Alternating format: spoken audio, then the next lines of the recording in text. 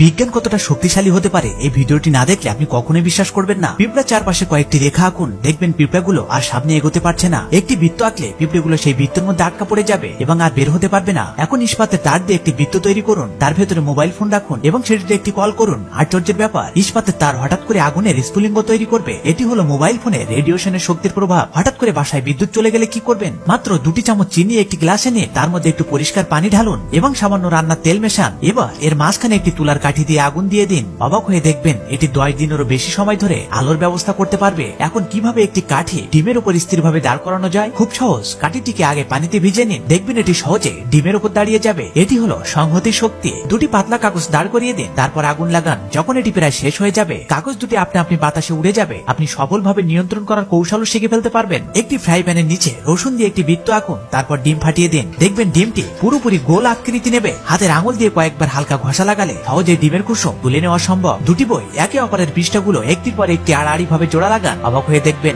এটি দিয়ে বিশাল এক পানির গ্যালনও তোলা সম্ভব। এটি হলো ঘর্ষণ শক্তির প্রভাব।